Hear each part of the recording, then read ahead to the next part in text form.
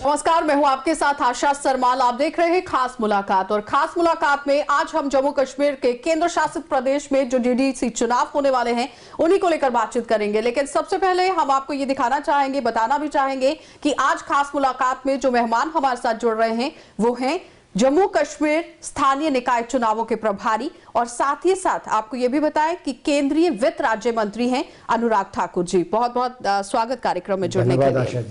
Sir, सबसे पहला सवाल मेरा यही है कि डीडीसी चुनाव जिस तरह से अब सर पर है और आप प्रभारी हैं जम्मू कश्मीर केंद्र शासित प्रदेश के और भारतीय जनता पार्टी से भी ताल्लुक रखते हैं, तो जाहिर तौर पर सवाल यही रहेगा कि भारतीय जनता पार्टी इस वक्त क्या रणनीति बनाए हुई है। पहली बात है कि संदेश स्पष्ट है कि हम चाहते थे कि जम्मू कश्मीर में चुनाव हो, चाहे वो पहले पंचायतों के थे, अब स्थानीय निकाय के चुनाव भी हों साथ में। कुल मिलाकर लोकतंत्र को जमीन तक पहुंचाना, केवल पार्लियामेंट विधानसभा यहाँ के चुनाव नहीं, स्थानीय पंचायती राज को कैसे मजबूत करना है जिससे जम्मू कश्मीर के कोने कोने में विकास हो सके, केंद्र की योजनाओं को भी नीचे तक लागू करवाया जा सके और गांव की गलियों गलियों तक का विकास हो। इसके लिए बहुत जरूरी था पंचायत के चुनाव होना, स्थानीय निकाय के चुनाव होना। और नरेंद्र मोदी जी की सरकार लोकतंत्र में इतना विश्वास रखती है कि वहां पर प्रधानमंत्री से लेके प्रधान तक पंचायतों के वहां तक के चुनाव हों, इनको बल देने का काम किया गया। और धारा 370-35 से हटने के बाद तो इसकी और ज्यादा जरूरत थी, हमने वो भी करके दिया है। लेकिन अहम सवाल तो यही था कि धारा 370 और 35 से जम्मू कश्मीर के अंदर से संशोधित कर दिया गया, जो एक बहुत बड़ा मुद्दा भारतीय जनता पार्टी के पास था, क्योंकि जम्मू कश्मीर के अंदर कुछ ऐसे शरणार्थी लोग थे जो बाहर से आकर यहाँ पर भी रह रहे थे। गोरखा समाज के लोग थे, वाल्मीकि समाज के लोग थे, कई ऐसे लोग थे जिनके अभी तक हक उन्हें नहीं दिए गए थे। लेकिन जब से धारा 370 और 35 से यहाँ से संशोधित हुआ है, जाहिर तौर पर उन लोगों के हक भी उन्हें मिले हैं। देखिए, ये भी दुर्भाग्य था, वर्षों तक अनुसूचित जनजाति हो, गोरखा समाज हो, वाल्मीकि हो, पाकिस्तान से आए हुए रेफ्यूजी हो, उनको अपने अधिकार नहीं मिल पाए थे जी।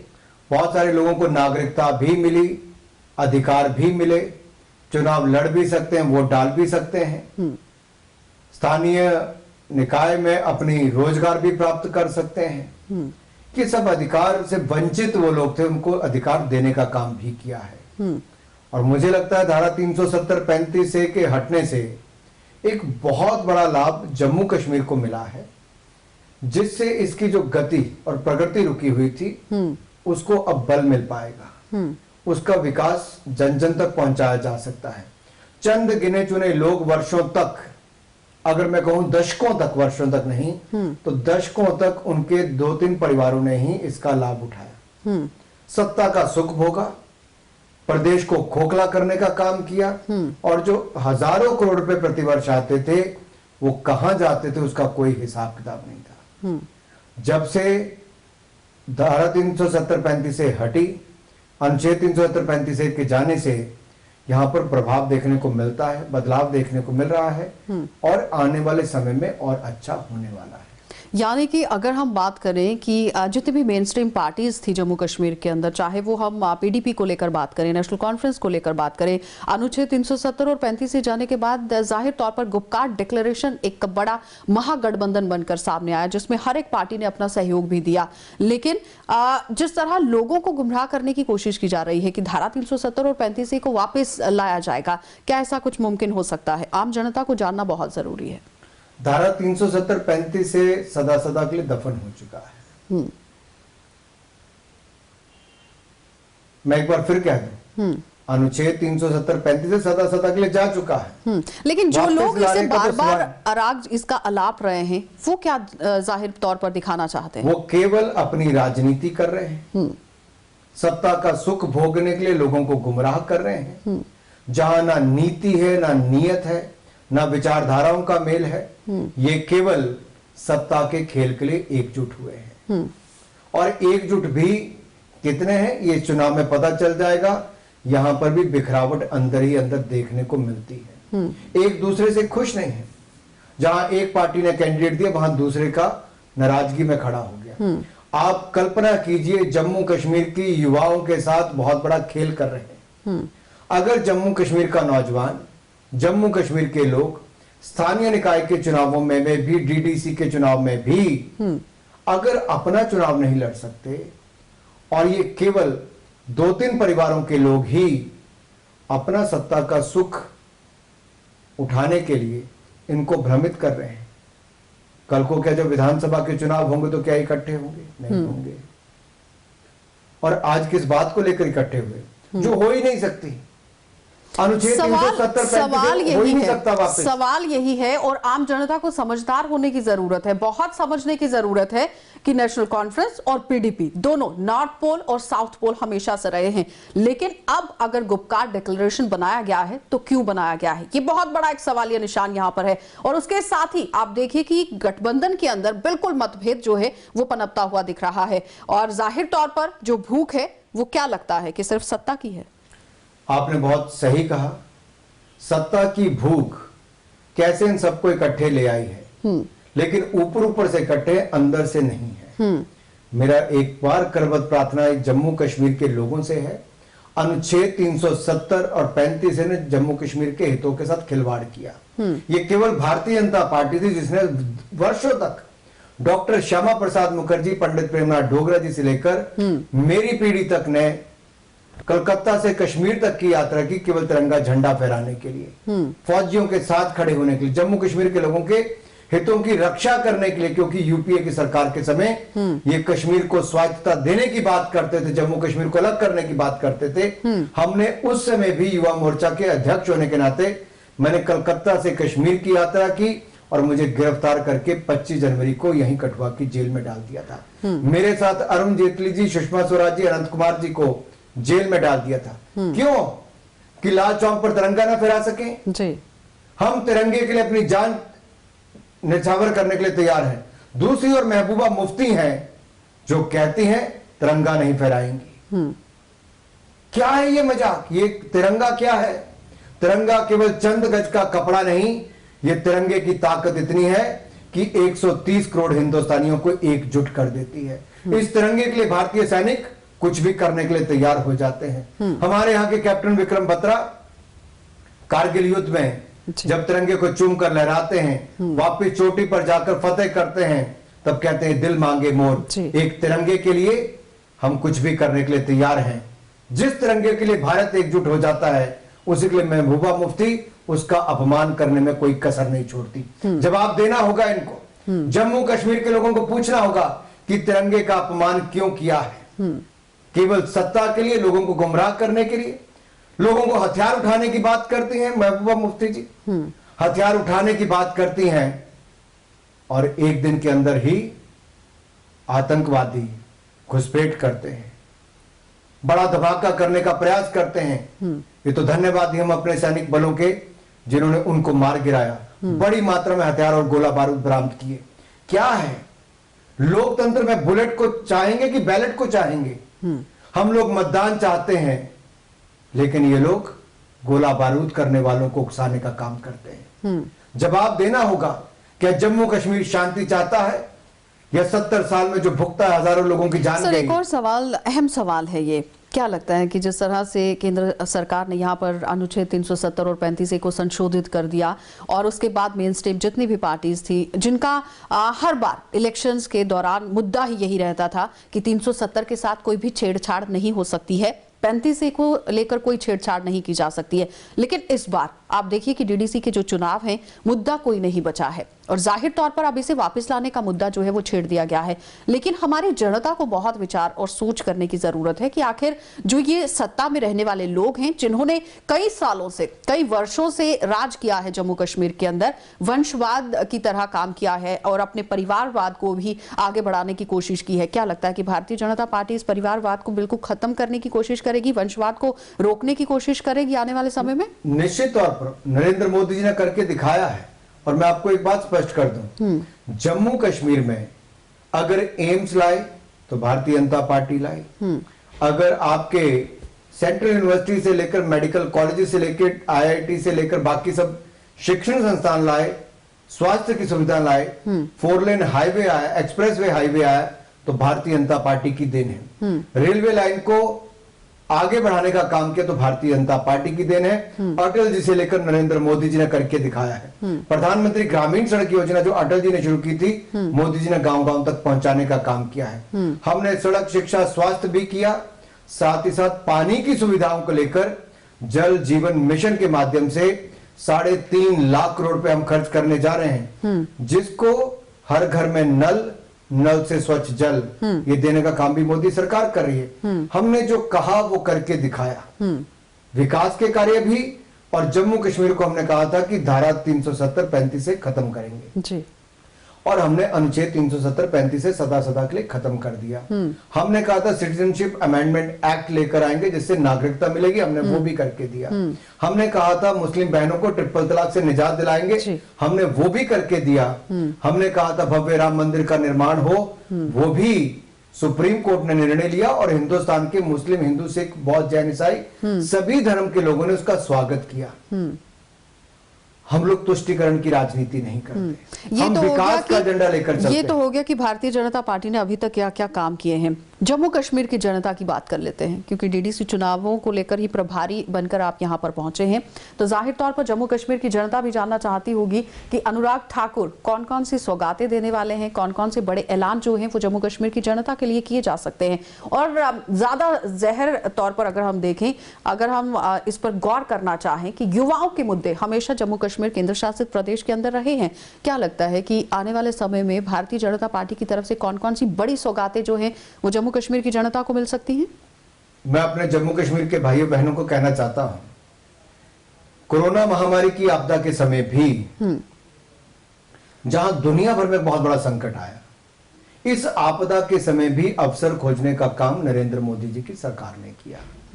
मैं सौभाग्यशाली समझता हूं, छोटे से पहाड़ी राज्य हिमाचल से आता हूं और मुझे वित्त राज्य मंत्री बनने का अवसर मोदी जी ने दिया, जम्मू कश्मीर का चुनाव प्रभारी बनाया, और इस आपदा के समय इन पिछले 8 महीनों में हमने सबसे बड़ा काम क्या किया, गरीब कल्याण योजना पहले लेकर आए। 80 करोड़ लोगों को 8 महीने तक 5 किलो गेहूं चावल और 1 किलो दाल प्रति परिवार और प्रति व्यक्ति देने का काम हमने किया।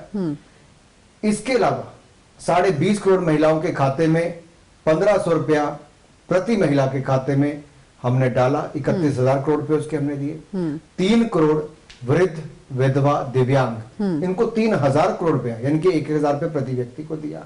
9.5 करोड़ किसानों को 2,000 रुपए की 2 किश्तें पीएम किसान योजना में आपदा के समय दी और कुल मिलाकर 38,000 करोड़ रुपया खर्च किया।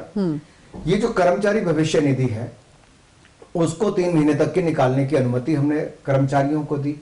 फिर जो 100 से कम संख्या वाली यूनिट से और जो 15,000 से कम कमाने वाले लोग थे उनको 12% कर्मचारी का और 12% काम देने वाले का, यानी कि 24% केंद्र की सरकार में हजारों करोड़ रुपया कर्मचारियों के खाते में जमा करवाया। इसके अलावा अगर हमने देखा जाए स्वास्थ्य की सुविधाएं 15,000 करोड़ रुपए की दी ताकि कोरोना महामारी से लड़ा जा सके। हिंदुस्तान जो एक भी पीपी किट नहीं बनाता था वो आज 5 लाख से ज्यादा पीपी किट एक दिन में बनाता है, दुनिया का दूसरा सबसे बड़ा निर्माता बना है। इसके अलावा हमने पीएलआई स्कीम लेकर आए, public link production link incentive scheme.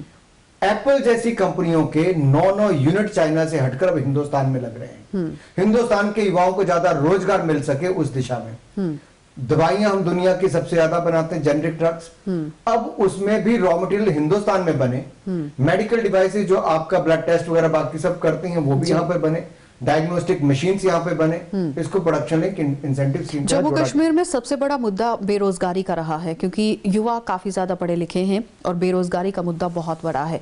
तो क्या लगता है कि केंद्र सरकार की तरफ से कुछ अहम रोजगार को लेकर कदम उठाए जा सकते हैं, क्योंकि 50,000 नौकरियां देने की बात कही गई थी, लेकिन ऐसा आम जनता का भी कहना है कि 50,000 नौकरियां जो हैं वो मुकम्मल नहीं थी, उससे ज्यादा बढ़ाया जाना चाहिए था, क्योंकि काफी ज्यादा तादाद जो है वो युवाओं की है। देखिए, पहली बात मैं कहूं, जम्मू कश्मीर में अगर 1 दिसंबर 2002 को जो औद्योगिक पैकेज दिया तो अटल बिहारी वाजपेयी जी की सरकार ने दिया था। और वो शिमला आए थे उस दिन, उन्होंने जम्मू कश्मीर, उत्तराखंड, हिमाचल के लिए 10 वर्ष के लिए औद्योगिक पैकेज दिया, जिसके कारण जितनी इंडस्ट्री आप देखोगे जम्मू कश्मीर, हिमाचल, उत्तराखंड, वो अटल बिहारी वाजपेयी जी और भारतीय जनता पार्टी की देन। उसके बाद नरेंद्र मोदी जी आए, उन्होंने भी अपनी ओर से बल दिया, हम नीतियों में बदलाव लाए, लेकिन रुकावट अनुच्छेद 370-35 से लगातार बनता रहा। दुनिया भर की कंपनियों ने विश्वास व्यक्त किया है, हिंदुस्तान के व्यापारियों ने विश्वास व्यक्त किया कि हम जम्मू कश्मीर में निवेश करना चाहते हैं, यहाँ के युवाओं को रोजगार देना चाहते हैं, लेकिन कुछ बदलाव करने की आवश्यकता है। हमने धारा 370-35 को हटाकर ये दिखाया कि अब लोग आकर यहाँ के लोगों को रोजगार भी दे सकते हैं और सरकारी क्षेत्र में भी हम देंगे। और जो प्रधानमंत्री की स्किल डेवलपमेंट स्कीम है उसके माध्यम से युवाओं को हम कौशल विकास भी कर रहे हैं और स्टार्टअप शुरू करें, अपना काम धंधा शुरू करें, उसके लिए ऋण देने से लेकर रोजगार देने का वो भी काम दे रहे हैं। सरकारी भी होगी, गैर सरकारी भी होगी और स्वरोजगार भी होगा। ये केंद्र सरकार का सपना है और उसको हम पूरा मतलब हर तरीके से और युवाओं को आगे बढ़ाने की कोशिश जो है वो की जा रही है। एक और सवाल आपसे लेना चाहूंगी कि डीडीसी चुनावों को मद्देनजर रखते हुए आप देखिए कि पीडीपी और नेशनल कॉन्फ्रेंस एकजुट हैं और कांग्रेस भी इनके साथ मिलती हुई दिखी है, और भी जितनी भी पार्टियां इस वक्त नई बनी हैं जो इस वक्त अपना जनाधार बढ़ाने की कोशिश कर रही हैं, जो अभी अभी वजूद में आई हैं पार्टियां, वो भी गुपकार डिक्लेरेशन के साथ मिलती हुई नजर आई। लेकिन एक भारतीय जनता पार्टी एकमात्र पार्टी थी जो बिल्कुल विपरीत दिशा में खड़ी थी और अकेले खड़ी थी और एक स्टैंड रख रही थी कि डीडीसी चुनावों में वो मुकम्मल तरीके से उतरने वाली है। अब आपसे सवाल ये है कि नेशनल कॉन्फ्रेंस और भारतीय जनता पार्टी का कोलिशन सुनने को आया है कि बहुत जल्द हो सकता है। मैं एक बात स्पष्ट कर दूं, हम राष्ट्र हित में निर्णय करते हैं, हमें सत्ता की ललक या भूख नहीं है। हम सत्ता में भी सेवा करने की सोच के साथ आते हैं। नरेंद्र मोदी जी जैसे प्रधानमंत्री पिछले 6 वर्ष का कार्यकाल उठाइए, हर दिवाली भी अपने परिवार की बजाय सेना के साथ जाकर मनाते हैं। कश्मीर में बाढ़ आई तो नरेंद्र मोदी जी यहां पर आए। बार बार चीन ने जब आंखें भी भारत को दिखाने का प्रयास किया तो आंखों में आंखें डालकर जवाब भी दिया, मुंह तोड़ जवाब दिया और बॉर्डर पर जाकर सेना का मनोबल भी बढ़ाया है। तो नरेंद्र मोदी जी की सरकार ने बढ़ाया है। ये आपकी पार्टी की तरफ से स्टैंड था सर, लेकिन अगर हम पीडीपी पार्टी की बात करें तो पीडीपी ने अपना रुख जो है वो कड़ा इख्तियार कर दिया है। जब से महबूबा मुफ्ती डिटेंशन से बाहर आई हैं उस वक्त उन्होंने कहा था कि धारा 370 और 35 को लेकर वो कड़ा रुख इख्तियार करती हैं और जब तक वापस नहीं लाएंगी वो चुनाव में भाग नहीं लेने वाली हैं। लेकिन उसके थोड़े दिनों के बाद वो चुनाव में भाग लेने की बात कह देती हैं। एक बात। दूसरी, नेशनल कॉन्फ्रेंस के जो वरिष्ठ नेता डॉक्टर फारूक अब्दुल्ला वो अपना स्टैंड क्लियर नहीं करते हैं कि वो डीडीसी चुनाव किसके लिए लड़ रहे हैं, आम जनता के लिए लड़ रहे हैं या फिर धारा 370 और 35 को वापस लाने के लिए लड़ रहे हैं। यानी कि डॉक्टर फारूक अब्दुल्ला की तरफ से मिलीजुली प्रतिक्रिया सामने आई है और जाहिर तौर पर अगर national conference party Bharatiya Janata party के साथ मिलती है तो इसमें कहने की कोई दोराहे नहीं होगा कि डूबते हुए को तिनके का सहारा तो नहीं चाहिए। मैं एक बात स्पष्ट कर दूं, अनुच्छेद 370-35 ने जम्मू कश्मीर का केवल नुकसान ही नुकसान किया है और ये कांग्रेस की देन है, पंडित जवाहरलाल नेहरू जी की भूल है, जिसका खामियाजा न केवल जम्मू कश्मीर पूरे भारत को उठाना पड़ा। 70 वर्ष लग गए अनुच्छेद 370-35 को खत्म करते करते। और एक बात कह दूं, अब ये सदा सदा के लिए खत्म हो गया, इसको दफना दिया गया है, कभी बाहर आने नहीं देंगे। ये जम्मू कश्मीर के लोगों के हित में है। दूसरा, हम जम्मू कश्मीर को 70 साल पीछे नहीं जाने देंगे। जो 70 वर्षों में खोया है उसको अगले 7-10 वर्षों में उससे ज्यादा वापस देंगे। जम्मू कश्मीर में शांति होनी चाहिए, उस दिशा में हमने हर कदम उठाया है। तीसरा, चाहे अब्दुल्ला परिवार हो, महबूबा मुफ्ती जी का परिवार हो, इन लोगों ने वर्षों वर्षों तक केवल यहां से लाभ ही लिए। फारूक जी ने तो क्रिकेट एसोसिएशन को भी नहीं छोड़ा। जो युवा खिलाड़ी बहुत कर सकते थे, जो उनकी सुख सुविधाओं के लिए करोड़ों रुपए आए थे, वो भी कहां गए? उसका जवाब तो फारूक अब्दुल्ला जी को देना होगा। ईडी का मुकदमा चल रहा है, कब जवाब देंगे? इन युवाओं के हित जिनकी रक्षा करना इनका सरकार में बनता था, बड़े बड़े पदों पर रहकर वो तो नहीं कर पाए, खेल संघों में रहकर भी मलाई खाने का काम ही किया है। ये दुर्भाग्य है। हमने साथ लगते पहाड़ी राज्य हिमाचल में, मैंने 27 साल की उम्र में अंतरराष्ट्रीय स्टेडियम बनाया जहां पे वर्ल्ड कप तक हुए, आईपीएल तक हुआ। जम्मू कश्मीर में क्यों नहीं हो पाया? कौन लोग थे जो यहां पर उसको खा गए? क्या फारूक अब्दुल्ला जिस पर जवाब देंगे? उमर अब्दुल्ला जिस पर जवाब देंगे? कहां गया जम्मू कश्मीर के युवाओं का पैसा? कौन खा गए वो करोड़ों रुपए? क्यों चल रही ईडी की जांच अभी तक, सीबीआई की जांच? और ईडी की जांच पर भी सवाल खड़े कर दिए गए और जाहिर तौर पर कह दिया गया कि ईडी की जांच इसलिए बिठाई गई है क्योंकि गुपकार डिक्लेरेशन जो है वो एकजुट होता हुआ दिख रहा है और अपने हकों की डिमांड इस वक्त कर रहा है, और इस तरह से ईडी की जांच जो है वो दिन ब दिन बढ़ाई जा रही है। उसको लेकर कोई प्रतिक्रिया? मैं स्पष्ट करना चाहता हूं, और मैं तो बीसीसीआई में बहुत लंबे समय तक रहा और देश भर के संघों को चलता देखता था कि खेल संघ कैसे चलते हैं, लेकिन जिस तरह से जम्मू कश्मीर में हुआ, वो जम्मू कश्मीर के युवाओं के साथ एक बहुत बड़ा, मुझे लगता है, जो उनका हक छीनने का काम किया है, इसका जवाब तो इनको देना ही पड़ेगा। चाहे सीबीआई को दें, ईडी को दें, नहीं तो जम्मू कश्मीर के युवाओं से मेरा अनुरोध रहेगा, अगर ये खेलों को भी नहीं छोड़े तो सोचो कि सत्ता के खेल में, सत्ता में रहकर तो क्या क्या करते थे। क्यों यहां के युवाओं को उनका हक नहीं मिल पाया? यही कारण था कि ऐसे लोग बैठे हुए थे, और आज ये अपने सत्ता में आने के लिए लोगों को फिर भ्रमित करते हैं कि अनुच्छेद 370-35 से ये कभी आ ही नहीं सकता। ये उल्टे भी लटक लेंगे तब भी नहीं आ सकता, क्योंकि ये भी जानते हैं, कानून को जानने वाले अच्छी तरह जानते हैं कि ये संसद ने पास किया है, दोनों सदनों ने पास किया है, ऐतिहासिक निर्णय किया है, और सदा सदा के लिए अनुच्छेद 370-35 से जम्मू कश्मीर से चला गया। जम्मू कश्मीर विकास की राह पर चल पड़ा है, हम इसको रुकने नहीं देंगे। डीडीसी के चुनाव के माध्यम से जो चुने हुए प्रतिनिधि आएंगे वो यहाँ पर विकास को नीचे तक लेकर जाएंगे। महबूबा मुफ्ती कहती है कि किसी के घर से आपने चोरी कर ली है, कोई अपने घर में नहीं था लेकिन चोरी हो गई। वो करते थे, हमने सदन में खड़े होकर कानून पास किया। चुराई हुई चीज ज्यादा देर तक किसी के पास नहीं रहती, ये कहना है महबूबा मुफ्ती का। मैं खुली चुनौती देता हूँ, मैं खुली चुनौती देता हूँ इन सबको कि ये बताएं कि 370-35 का लाभ क्या था। इन्होंने तो केवल महरूम रखा यहाँ के लोगों को अपने हक दिलाने से। क्या कसूर था इन सबका? मेरी उन बहनों का जिनकी शादी हो जाने के बाद उनके हक चले जाते थे, मेरे उन भाई और बहनों का जो वाल्मीकि समुदाय से आते थे, जो नेपाली थे या गोरखा थे, या फिर जो अनुसूचित जनजाति के लोग थे, उनको उनके अधिकार नहीं मिले। जो वर्षों तक यहां पर आए उनको नागरिकता नहीं मिली, कि उनको थर्ड ग्रेड सिटीजन के रूप में इस्तेमाल किया गया। क्या ये हक नहीं दिलाना चाहते थे? हम हक दिलाना चाहते थे, हमने दिलाए। भाजपा ने जो कहा वो करके दिखाया, और मैं जम्मू कश्मीर की जनता से कहना चाहता हूं, नरेंद्र मोदी जो कहते हैं वो करके दिखाते हैं, हम आगे भी वो करेंगे जो हमने जम्मू कश्मीर के विकास के लिए कहा है। नरेंद्र मोदी जी जम्मू कश्मीर का विकास चाहते हैं, करके दिखाएंगे।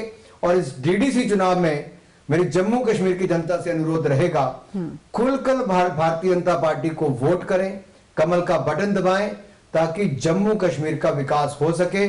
लक्ष्मी कमल के चुनाव पर, कमल निशान पर आती है, कमल के फूल पर आती है, इसलिए आप उसका समर्थन अवश्य। मेरा सवाल बहुत लंबा है कि नेशनल कॉन्फ्रेंस और कांग्रेस, पीडीपी कांग्रेस, हमेशा से जब भी कोalition गवर्नमेंट बनी है जम्मू कश्मीर के अंदर, वो कांग्रेस के साथ ही बनी है, इसमें कोई दुराहे नहीं है। लेकिन क्या लगता है कि सिर्फ और सिर्फ कुर्सी की वजह से, सत्ता की वजह से ये सब पार्टियां एकजुट होती हुई दिख रही हैं? क्योंकि आपसी मतभेद तो लगातार जारी है। मैं इसीलिए कांग्रेस से बार बार सवाल कर रहा हूं, और राहुल गांधी जी, सोनिया गांधी जी जवाब देने की बजाय गोवा में छुट्टियां मनाने चले गए। हर हार के बाद गांधी परिवार नया डेस्टिनेशन छुट्टी मनाने का ढूंढता है। बिहार के चुनाव के समय राहुल गांधी जी शिमला छुट्टी मनाने आ गए थे, उससे पहले विदेश जाया करते थे। अब जम्मू कश्मीर के चुनाव चल रहे हैं तो राहुल जी, सोनिया गांधी जी देश को नहीं बता रहे कि गुपकार गैंग के साथ कांग्रेस का क्या गठजोड़ है, क्या गठबंधन है, इस ठगबंधन के साथ इनका क्या गठबंधन है, बहुत जरूरी जानना है। मैं इसलिए कह रहा हूं कि ये क्लैरिटी जब तक कांग्रेस के वरिष्ठ नेता नहीं करते और नीचे अंदर खाते गठजोड़ करते हैं, उससे प्रदेश की जनता पूछना चाहिए कांग्रेस का रुख क्या है। यानी इसमें कहने में कोई दुराहे नहीं है और कुछ गलत भी नहीं होगा कि जिस तरह आप खुद भी कह चुके हैं कि मोदी रथ को रोकने के लिए हर कोई एकजुट हो गया है, कि किसी भी by hook and by crook Narendra Modi सरकार को रोकना है, भारतीय जनता पार्टी को रोकना है। बिल्कुल ऐसा है, लेकिन ना बिहार में रोक पाए, ना असम में रोक पाए, ना उत्तर प्रदेश में रोक पाए, ना देश के चुनाव में रोक पाए। ये मोदी है जो सबका साथ, सबका विकास, सबका विश्वास में विश्वास रखता है, सबको साथ में लेकर चलने की बात करते हैं। और मोदी है तो मुमकिन भी है। और मोदी जी के कारण ही हम इस आपदा से भी लड़ पाए हैं, भारत को फिर विकास की पटरी पर लेकर आए हैं, अर्थव्यवस्था ने फिर अच्छा करना शुरू किया है, जन जन की मदद करने का हमने काम किया है। और जम्मू कश्मीर को तो जो दुनिया का स्वर्ग कहा जाता है, हम कहते हैं जो इनसे छीना गया 70 साल, अनुच्छेद 370-35 के कारण हमने उसको धराशायी और दफन भी किया है। और अब इसके जाते ही जो विकास की गाथा जम्मू कश्मीर में चली है, उसको और ऊंचाइयों पर लेकर जाएंगे। कई राजनेता आरोप लगाते हुए नजर आए भारतीय जनता पार्टी पर कि भारतीय जनता पार्टी ने बिहार के अंदर जो चुनाव होने थे उन्हें जीतने के लिए धारा 370 को मुद्दा बनाया। देखिए, हमारा विचारधारा तब की है जब शायद पूरे हिंदुस्तान में हमें 2 सीट, तब तो भारतीय जनता पार्टी का गठन भी नहीं होता, तो भारतीय जनसंघ था जी। हम उस समय के डॉक्टर श्यामा प्रसाद मुखर्जी का विचार लेकर चल रहे हैं, जो पंडित नेहरू की कैबिनेट में सबसे युवा मंत्रियों में से एक थे। उन्होंने अपनी सीट को छोड़कर, अपने मंत्री पद को छोड़कर, कहां पश्चिम बंगाल के कलकत्ता से जो सबसे युवा वीसी भी थे, वो छोड़कर जम्मू कश्मीर के हितों के लिए अपना जीवन बलिदान कर दिया। उन पर प्रश्न चिन्ह उठाना ही मुझे लगता है सबसे बड़ी दुख की बात है। चलिए, अब जल्दी से एक संदेश आपका, क्योंकि पहले भी कांग्रेस पार्टी पर बात चली गई थी और उसके बाद सवाल पर सवाल और जवाब पर जवाब आते रहे। एक संदेश जाते जाते मैं इतना ही निवेदन करूंगा जम्मू कश्मीर की जनता से कि अपने विकास के लिए, जम्मू कश्मीर की जनता और जम्मू कश्मीर के विकास के लिए भारतीय जनता पार्टी को सहयोग दें, हमारे उम्मीदवारों को सहयोग दें।